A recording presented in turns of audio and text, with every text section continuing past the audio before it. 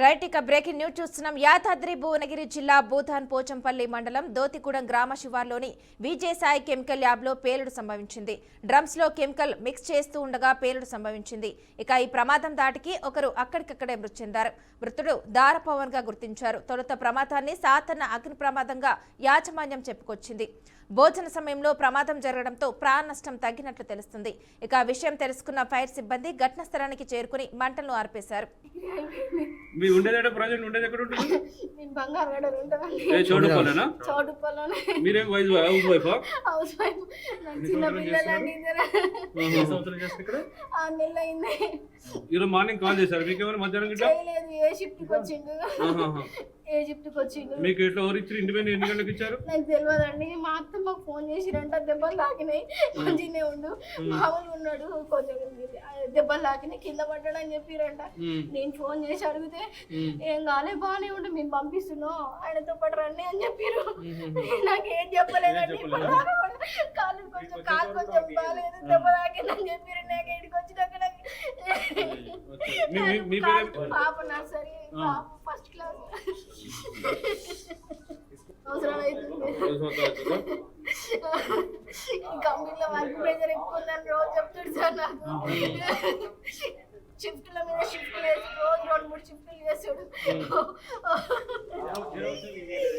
వచ్చిండు ఇంకోరు కంపెనీలో అని చెప్పి 35 ఇస్తుంది సార్. కెమిస్ట్ మొన్న దాకా జాబ్ లో చేసిన చెప్పండి. ఇప్పుడే రీసెంట్ గా ఫార్మా షిఫ్ట్ చేసినట్ట. ఇక ఇదే అంశానికి సంబంధించి మరింత సమాచారాన్ని మా ప్రతినిధి శ్రీనివాస్ అందిస్తారు. శ్రీనివాస్ చెప్పండి. గుడ్ ఈవినింగ్ మానస.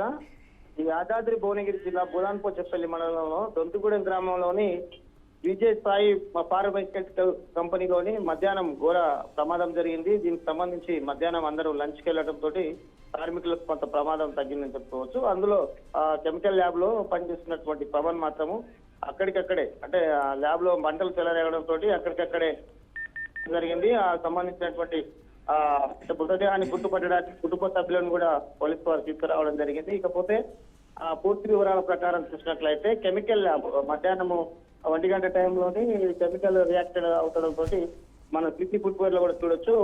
రియాక్ట్ అవుతున్న క్రమంలోనే ఒక్కసారిగా మంటలు చెలరేగడంతో ఎవరైతే ల్యాబ్ అసిస్టెంట్ గా పనిచేస్తున్నారో పవన్ కూడా అక్కడికక్కడే మంటలు అత్యంగా రావడంతో ఆ మంటల్లోనే ఇదైనట్టు కూడా విజువల్ లో ఖచ్చితంగా కనబడుతుంది. దీనికి సంబంధించి చూసినట్లయితే గతంలో అంటే కెమికల్ సంబంధించినటువంటి ఫ్యాక్టరీలలో జరిగేటటువంటి రియాక్ట్ పేలడం వల్ల జరిగే అనేక ప్రమాదాలను అరికట్టడానికి ప్రభుత్వం అనేక నామ్స్ కానీ సంబంధించినటువంటి ప్రికాషన్స్ తీసుకోవాలని చెప్తున్నా కూడా కంపెనీ యజమానులు పాటించకపోవడంతో కార్మికులు అన్ఎక్స్పెక్టెడ్ గా జరిగే రియాక్టర్ వల్ల ప్రమాదాలకు చోటు చేసుకొని ప్రాణాలు కూడా పలిపోవాల్సిన పరిస్థితి ఏర్పడ్డాయి.